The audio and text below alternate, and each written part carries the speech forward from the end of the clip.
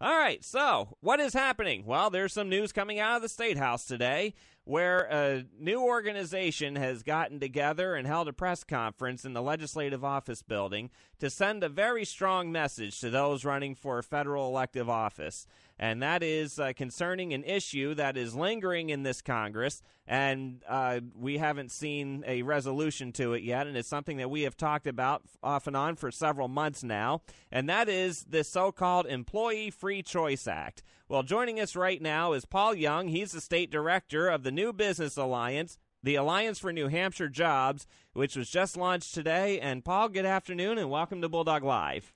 Glad to be here. Thanks for having me. All right. So you had a pretty decent turnout today. Yeah, we launched the Alliance for New Hampshire Jobs, which is an organization that's focusing on protecting jobs in New Hampshire and working with small businesses and workers to make sure that there's issues like the Employee Forced Choice Act do not get enacted and put into law, which would only increase unemployment in New Hampshire and put tremendous burdens on small businesses and people. So joining us at the press conference were a sampling of what is every major business organization in the state from every segment of the economy opposes this very dangerous legislation. And this is a nonpartisan organization, correct? Correct. This is not a partisan issue. Republicans and Democrats alike think it's bad legislation. It does things like take away the secret ballot for union organizing. Even Cuba pretends they have a secret ballot. All right. It forces binding up arbitration. Okay, if an employee and a union do not sign an agreement within 90 days, a federal arbitrator is given the power, without input from the employer, the workers, to determine terms of a contract, including wages, benefits, insurance, you name it, across the board. And lastly, it allows for fines for employers on rules and regulations. But for the same violations, it levies no fines against unions. Really? Yeah. Oh, that's interesting. It is. Well, that looks like a stacked deck to me. Well, joining this new Alliance for New Hampshire Jobs it's made up of a number of business groups, some of which we have talked to on a number of issues, including the New Hampshire Business and Industry Association, National Federation of Independent Businesses, the New Hampshire High-Tech Council, the Restaurant and Lodging Association, and a number of other individual business owners were there too. Yeah, and just to be clear, we are not a member organization. These folks all support our efforts to bring out the truth about the Employee Forced Choice Act and the problems with that legislation. They joined with us today at the press conference. They joined with us, and that number is growing. It's one of the easiest jobs I've had in the world is to recruit opposition to this legislation. That's how onerous it is. Well, as we have talked about this for many times, and the big point here is, of course, taking away the secret ballot in deciding on whether to organize a union in the workplace or not. Yeah, I mean, you can't get more un-American than that, I think. Many people have fought and died for that right to a secret ballot. Why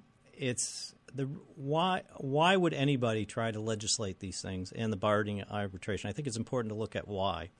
It's clear that this legislation doesn't help small businesses. It doesn't help workers. So who is it helping?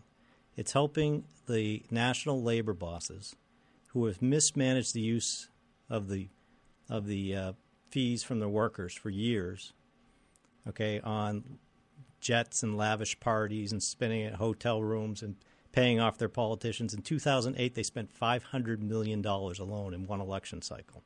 Meanwhile, what has happened? They've left their pension funds bankrupt.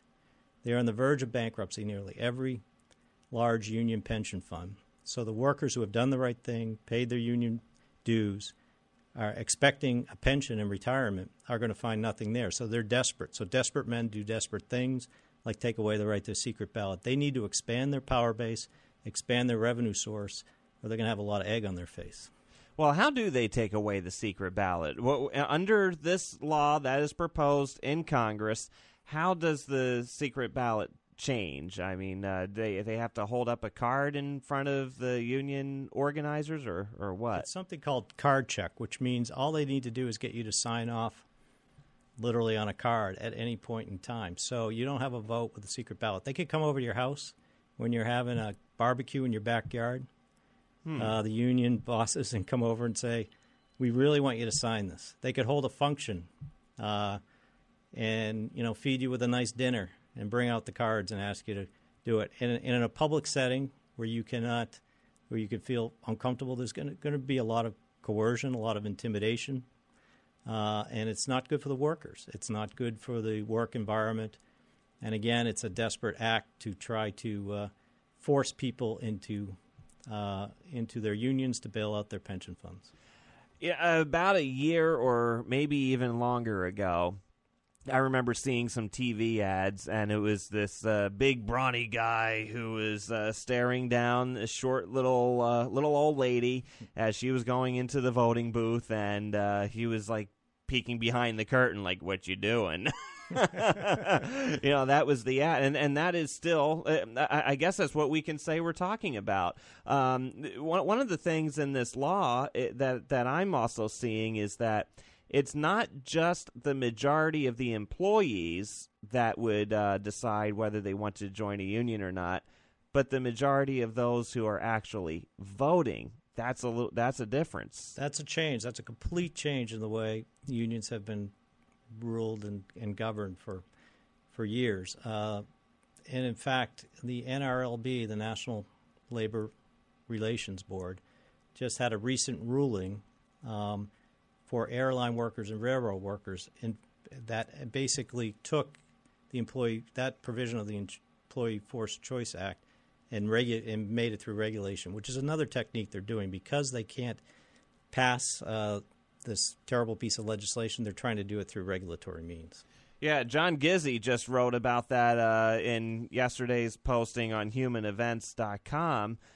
He's their political editor, and he says, if you blinked on May 11th, you probably missed a little reported decision from a little-known government board that deals primarily with members of airline and railway unions. By a vote of 2-1, the National Mediation Board okayed an unprecedented new regulation repealing majority rule among the workers it oversees, employees of airlines and railways, when voting to organize a union.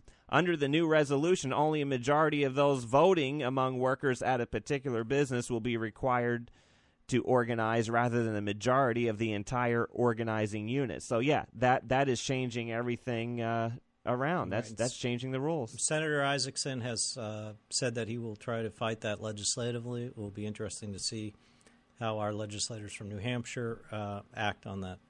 Well, and that brings you to today with your press conference. We're talking with Paul Young. He's the state director of the New Business Alliance, the Alliance for New Hampshire Jobs, which you can find online. We'll give you that website address in just a minute.